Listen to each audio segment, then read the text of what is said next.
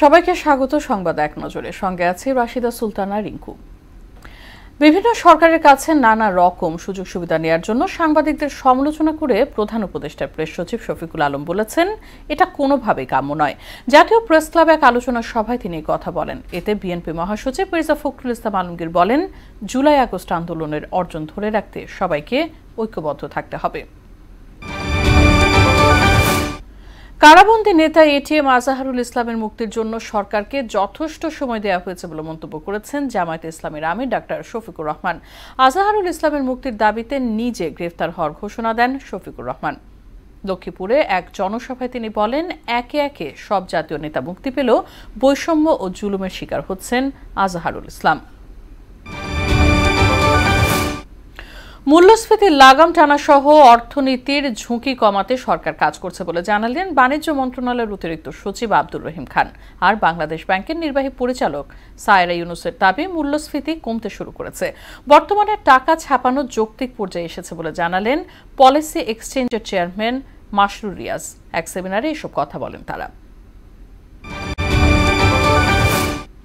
ঢাকা থেকে রাজশাহীগামী চলন্ত বাসে ডাকাতি ও নারীকে শ্লীলতাহানির ঘটনায় ৩ জনকে গ্রেফতার করেছে পুলিশ। এক ব্রিফিংয়ে টাঙ্গাইলের পুলিশ সুপার মিজানুর রহমান অবশ্য বলেন, বাসে নারী যাত্রীর ধর্ষণের শিকার হওয়ার বিষয়টি তদন্তাধীন।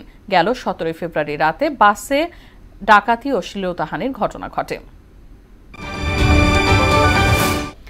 ওমরা হজের টিকিট সিন্ডিকেট ভাঙতে আইন শৃঙ্খলা বাহিনীর কাজ করছে বলে জানিয়েছেন ধর্ম উপদেষ্টা আ.ফ.ম. খালিদ হোসেন।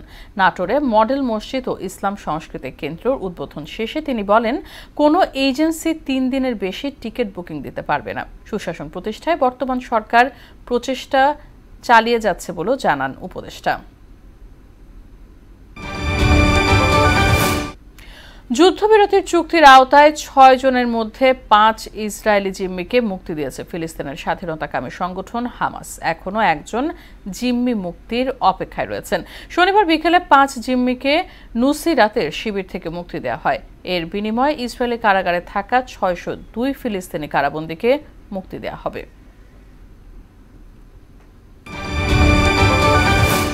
ঢাকা প্রিমিয়ার লিগের ২০২৫ মৌসুমের দলবদলে লিজেন্ডস অফ রূপগঞ্জের নাম লিখেছেন সাকিব আল হাসান। দলবদলের প্রথম দিনে অনলাইনে কাগজপত্র জমা দেন তিনি। গেল আসরে সাকিব খেলেন শেখ জামাল ধানমন্ডি ক্লাবে।